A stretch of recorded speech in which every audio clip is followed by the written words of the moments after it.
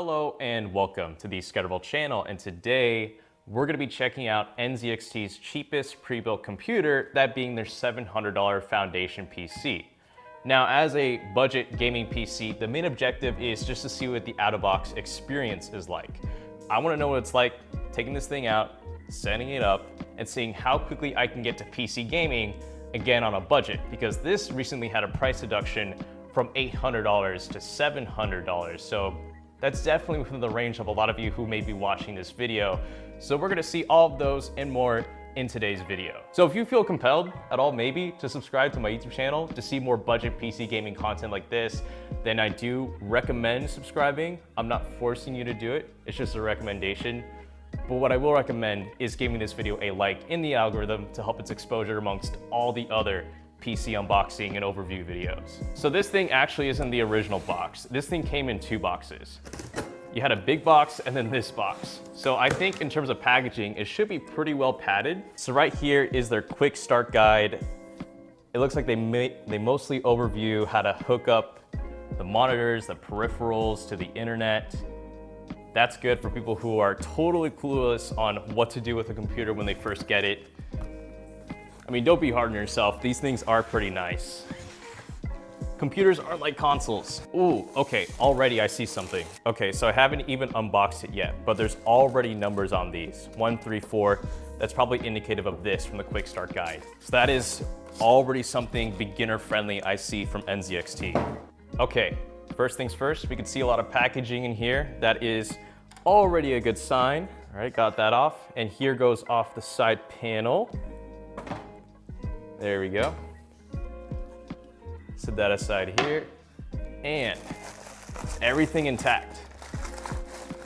I may or may not have had this computer just laying in my office for the last 5 months. Don't judge me. All right.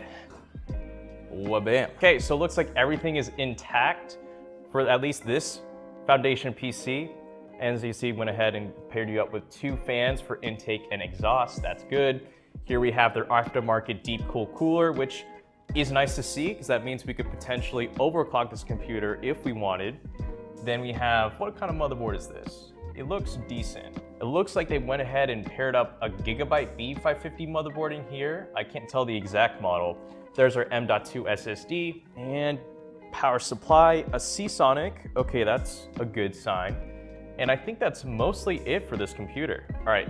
And here's the back. Let's go ahead and check out this quick start guide and see what NZXT will want you to do if you first got this computer. Step 1, hook up your monitors.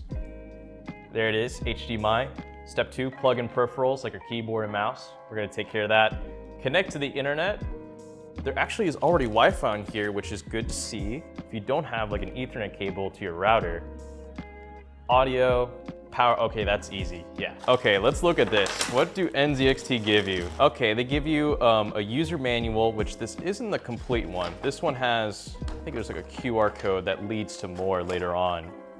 Yeah, whatever. And then what about this? Seasonic manual for the power supply. Here is the full included case manual. Okay. Again, you wouldn't have to worry about any of this because this computer is already built for you. Power supply cable, SATA cable, screws and everything. Ooh, including an audio jack divider, and then Wi-Fi, I don't know, Wi-Fi, what are these called? Wi-Fi sticks? I don't know. Antennas. And then, ooh, do they include additional bracking mounts for like an Intel? Ooh, they might. Okay, that's pretty neat of NZXT. So this is using a Ryzen 5 5600G. It's an APU. That's why there's no graphics card in here, and that's because all the graphics are going to be displayed out from the motherboard. Hence why, at least for the quick start guide here, it tells you to hook up here on the motherboard and not where there'd be a graphics card. But if you wanted to switch to Intel, NZXT went ahead and included, I think, the brackets for an Intel mount. So that is nice. They didn't ditch that and they're like, oh yeah, no, this cooler only works for AMD. So that's nice of them to do that for you. So I'm gonna go ahead and put in the Wi-Fi antennas, or as I almost called them, the Wi-Fi stick. So in a bit, I'll go ahead and get this all set up and we'll see if it boots up and has everything that we need to get right to gaming. Okay, so I went ahead, set up the computer, plugged in keyboard, mouse, HDMI cable from the motherboard. not where there be a graphics card, because there isn't one in here, or at least a dedicated one, to the monitor, and the power cable. And I went ahead and flipped the switch from the O to the line, so we're ready to boot. And we should see something on here. Ooh, okay, great. So they probably, okay, yeah, I can tell NZXT definitely test booted this, because that was a very quick boot to the BIOS. We got Windows 10 on here, very nice. Okay, all right, region, United States, yup. Just a moment, yup. We're already connected to Wi-Fi, so why not? Waiting, a little bit more waiting, more waiting. Okay, here we go, let's add your account. So I do have a Hotmail account. If I weren't connected to Wi-Fi, I wouldn't have to deal with this, but here we are. Gotta log in real quick. We're in. And once again, oh, create a pin. This can be whatever. What I like to do is I like to include letters and symbols and just do ASDF, ASDF, super quick. And now we're finally done. So that only took maybe like 2 minutes. It was just basically getting your like basic login and credentials, all that set up, and then just declining everything else. Okay, so the computer boot up. I just wanted to see what came with it, and luckily there's already graphics card software on here for your integrated graphics on the 5600G. All right, so it's been a little bit. I went ahead and installed graphics card drivers, installed Steam, installed Chrome over Edge, because Edge is cringy.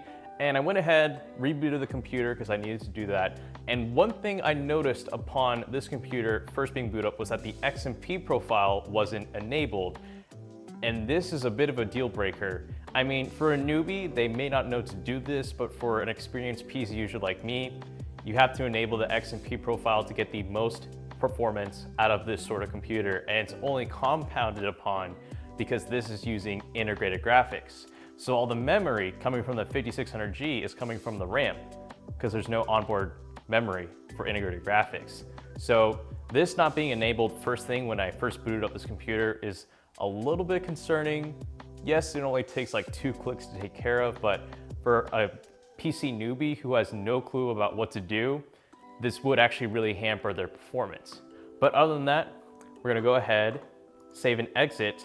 And if you want to make sure your computer here is all the way wrapped up and ready to go beyond Steam and beyond graphics card drivers, I would recommend looking into some digital protection software like the sponsor of today's video. Aura, your one-stop shop for all things online protection. If you're looking to stay secure from things like online malicious attacks from websites and programs, possible identity theft, and even fraudulent credit card purchases, then you might want to look into Aura. They offer a multitude of features that can keep you protected, like a built-in VPN for all of your devices to stay good while you're using any possible unknown Wi-Fi networks, a password manager to keep all of your accounts safe and secure with your different passwords, optional antivirus software if you want to go the distance to protect your devices from any malicious software, and instant fraud alerts if anything suspicious comes up on any of your accounts through Aura. I myself have been using Aura for the last month, and while fortunately nothing bad has come up, what I do get is a steady stream of alerts and information for all legitimate purchases through my credit card accounts, on my business and personal accounts. So that is really nice, especially when you're trying to perk out a YouTube studio like this, and you wanna make sure everything you purchase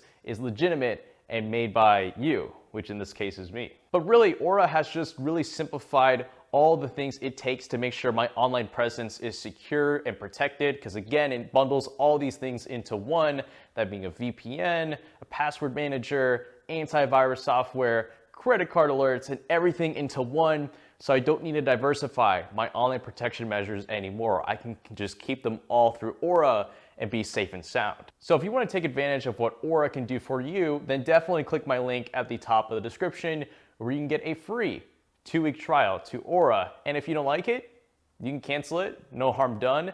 But if you do want to stay on with Aura, it can cost as low as $13 a month. Either way, I'm gonna stay on it. It's pretty nice peace of mind for only 13 bucks a month. And if you wanna hop on too, then again, click that link at the top of the description. All right, Forza Horizon 5, this should be a good idea of what performance is possible on this computer on say a recent AAA PC title. And this will be interesting to see. Okay, we're at very low settings, 1080p. We are getting just about 60 frames per second. Of course, we can run the actual benchmark. I'll do that later. But there's our big sandstorm. If we drive into it, I bet the frame rate is gonna drop horrendously, but we'll see. The sandstorm doesn't even register. That is so cheap. That's what low graphics gets you. Okay, all right, but anyways, we're getting a solid 60. If we run the benchmark, it's probably also gonna end up around 60. But there, as you can see, we are just passing by with very low settings, getting just about 60 frames per second. If we were to crank this up, it would just hurt.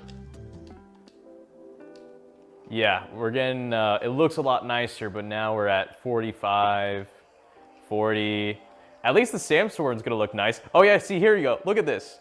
This is what we should have seen, but we couldn't because of very low graphics setting. Anyways, that gives you a little bit of an idea, but now we'll go ahead and switch over to Valorant, a game that would actually run really well on this computer. So one thing to note, since this is a budget gaming PC and there's only one drive on here, I do have all my games on a separate SSD, but the main boot drive is just about 500 gigabytes, but you'll really only have about 465 gigabytes of storage. So at some point you will have to upgrade the storage on this computer, but luckily with this NZXT PC, it's gonna be pretty easy. Those included SATA cables we unboxed earlier in the video, you can reuse that and the power from the power supply here and throw in like your grandma's old hard drive or like another SSD to increase your storage. It's really easy. Anyways though, here's Valorant. If we go ahead and crank everything up to high, no VSync, anti-aliasing, 4X, anisotropic filtering, all the way up. We'll keep these beta features on off. We'll go ahead and throw ourselves into practice shooting test. Okay, so with everything cranked up on Valorant, we're getting just about 70 frames per second. But you know, if we were to, okay, I'm gonna suck at this because I'm gonna multitask. Definitely playable, low input lag. Yeah, you get the idea. Anyways, I'm gonna go ahead and lower all the graphics settings to their lowest possible values just to see how high of a frame rate we can get. Okay, I'm landing my shots. Yeah, oh, I'm in the general vicinity. I feel more confident now with an extra like 140 frames per second. Okay, you know what, you get the idea. So, more or less, the point is, if you're planning to run any of the latest AAA graphically demanding PC games, this PC is gonna struggle. And that's just simply because it's using integrated graphics. But if you're planning on running anything free to play, that really is just meant to be run on any computer you can, just to get the, you know, biggest player base possible, like League of Legends, Valorant, or like CSGO. This PC won't have that much of a problem with it, where even like say in a game like Valorant, where you kind of want to crank down all the graphics settings for the highest frame rate possible, this PC is still getting well above 200. So that should give you a little bit of an idea of what's possible with this $700 pre-built computer from NZXT. Okay, so to close out, this computer costs $700, as I said earlier, but if you wanted to build this computer yourself, you could get roughly close to it for about $150 less. So, like I said, you're paying about $150 premium to have this computer already built for you. So really, it morely comes down to how much you like NZXT and the components that are in this computer.